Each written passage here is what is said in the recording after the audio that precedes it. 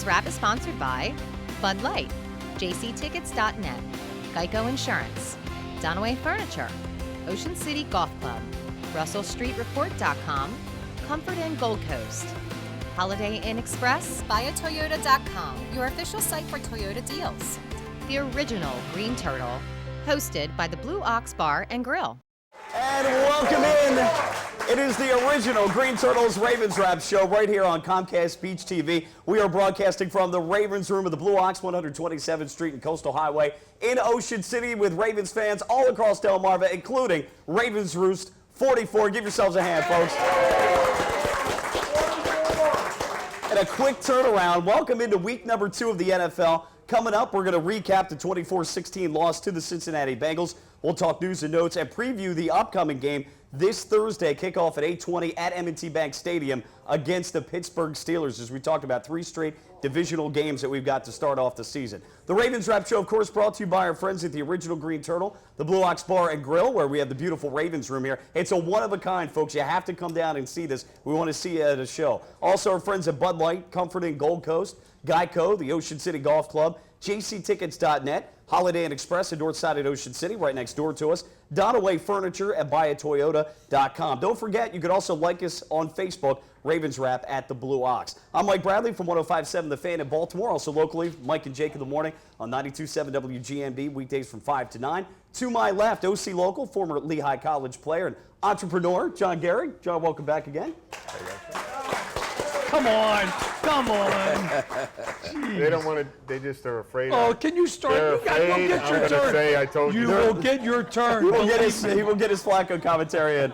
To his left, one of the founding members of the original Green Turtles, Steve Pappas, making a guest appearance. Welcome, Steve. And the man that makes this all possible, along with Eileen. And to his left, golf extraordinaire and host of several golf shows in the Mid-Atlantic, Bobby Vermillion. Bobby, welcome back again. Good to be back, Mike. Good to be back. All right, so the story came out on Monday, and we do this show on Monday this week because of the Thursday show. Not going to spend a lot of time with it, but TMZ came out with the rest of the video from the Ray Rice incident with him striking his then-fiancée, now his wife.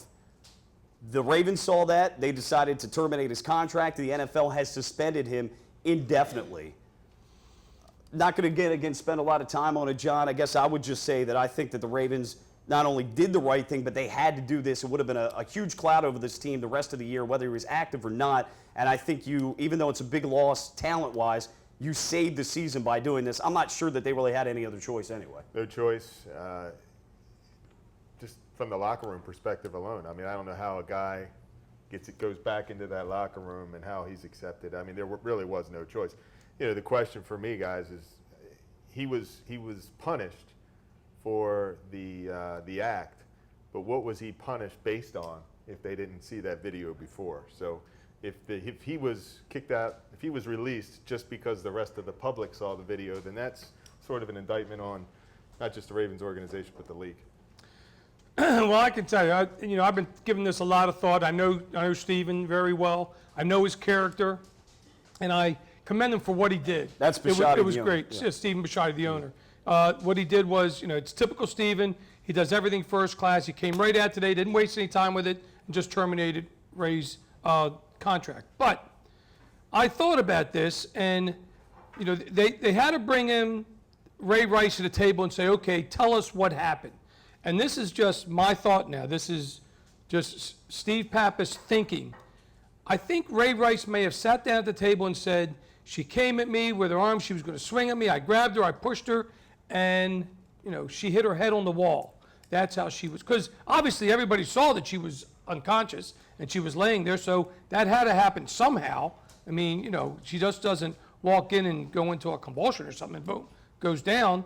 So that's what I think happened, and that's why I think that the Goodell and the Ravens, they all took Ray's word for it, and of course this video comes out, and I hope you're right. I think there's more to the story, but I hope you're right. I hope no one saw that video before today. But you're saying that maybe Ray Rice misled the Ravens and Roger Goodell. That's only my thought, and that's just me thinking.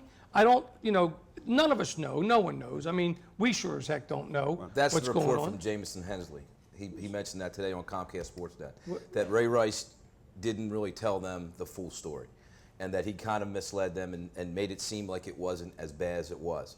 And then when they saw the video and they had the evidence right in front of them, that's when they decided to terminate his contract. Sure. I mean, you know, Bobby knows Stephen as well as I do. We went to school together, and you know, he's not going to let anybody get away with that. He runs a class act. He really is. I mean, he is what you see here. That's how he is. He's just a class person, and you know, you give him credit for what he did today. The NFL spokesperson said that they did reach out to try to get the tape. They weren't given the tape. So that's why they're saying they're seeing it for the first time. I just say this, John. The NFL and the Ravens would have a lot to lose by saying they didn't see the video and then it coming out that they did. So they don't have much to gain, if anything, by doing that. Only a lot to lose. So I tend to think they saw it. And I hope you're right, and I'm only speculating. And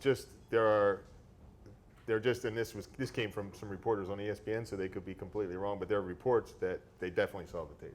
So. Well, we don't know that. Now, on that note, Mike, let's move on to real football. We will do that. All right, the Ravens, a tough first loss to the Cincinnati Bengals. And, guys, I mean, this has been the theme that everybody's talked about after the game is this game was an exact replica of the entire season last year for the Ravens.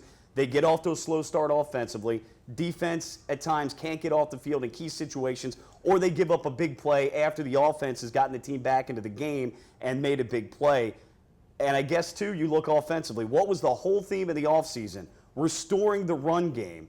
And yet the Ravens, and even with bad field position early on, threw the ball a ton. And I guess there's two ways of thinking about it, John. I would say, hey, you run early to wear down that pass rush of the front four, which is really good for Cincinnati. And then, you know, later on, then you could throw the football and those guys will be tired out and won't get as much of a push. I guess maybe they figured opposite. But I was shocked to see 62 passes in this game as compared to rushing-wise for the Ravens, 20, at 35-20. It's like the old Cam Cameron days.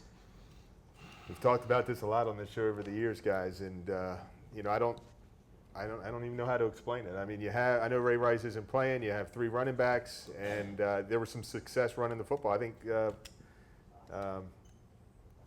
Well, they did in the second half, yeah. I think Forsett rushed for over 6 yards a carry. Yep. You know, and it just and Flacco was struggling. So why we didn't rush the ball into the second half, which really then is when, ironically, the offense kicked in, is, you know, I can't explain it.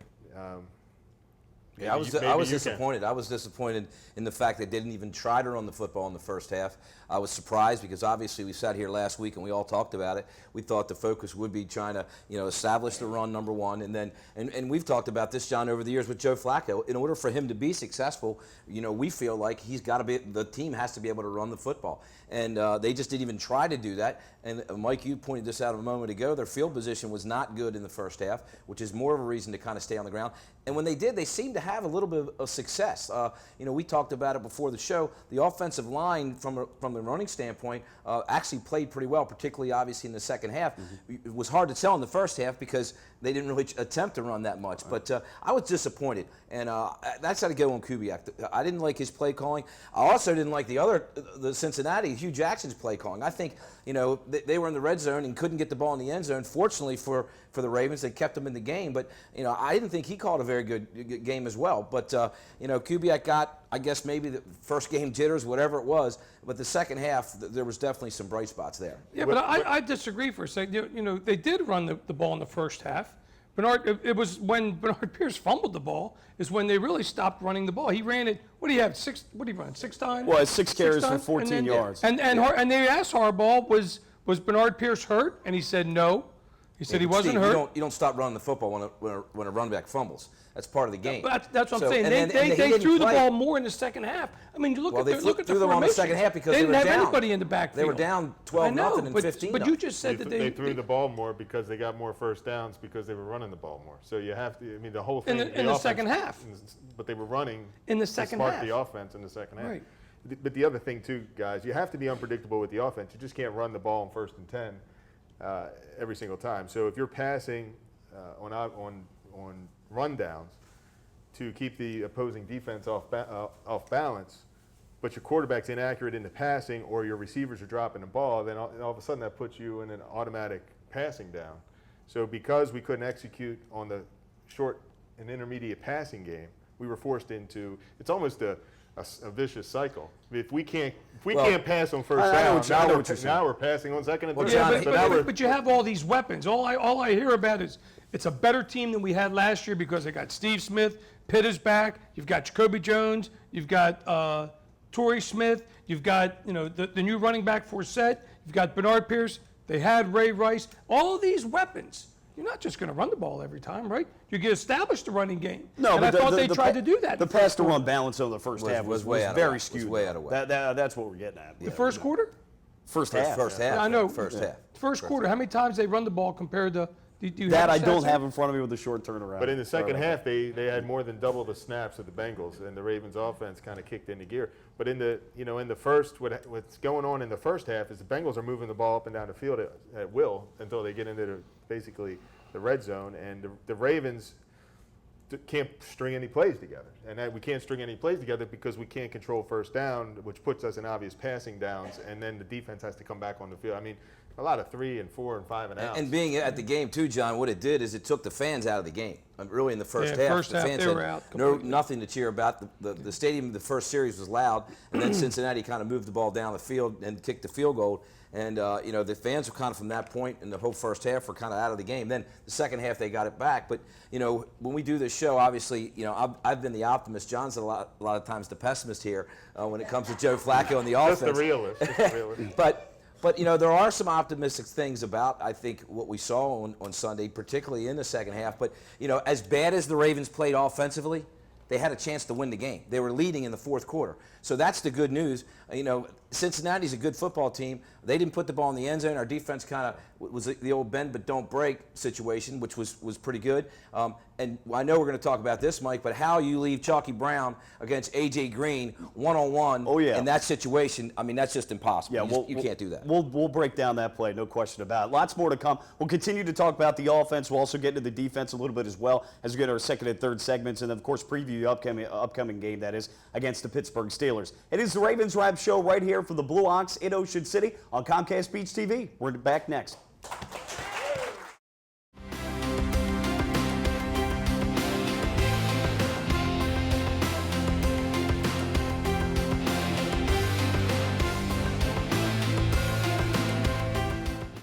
In April 1959, Art Wall won the Masters, edging out Carey Middlecoff and Arnold Palmer by finishing birdie, birdie, birdie, par birdie. 1 month later, Ocean City Golf Club celebrated the opening of their first 18 holes. That course has been transformed now into one of the most scenic golf layouts on the East Coast. Come experience 36 of the most beautiful and challenging holes you'll find anywhere. Ocean City Golf Club in Ocean City, Maryland. Like 33rd Street was to Colt fans, Russell Street will become legendary for future generations of Raven fans. Not only is Russell Street the team's address on Sunday, it's now home to the website voted Baltimore's best 5 years in a row. You've known them as Ravens247.com for years, and now you'll love them as RussellStreetReport.com for many more. There's nothing else like it for Baltimore football fans. Trust me, RussellStreetReport.com. Baltimore's home for football 24/7. Welcome to the Comfort Inn Gold Coast. Conveniently located just 1 block from the beach and adjacent to shopping at the Gold Coast Mall and the movie theater. Newly renovated and open year-round with a marvelous bayfront view. Visit us on the web at comfortgoldcoast.com and see our hot deals and great golf packages, or simply call our direct reservation line to plan your stay.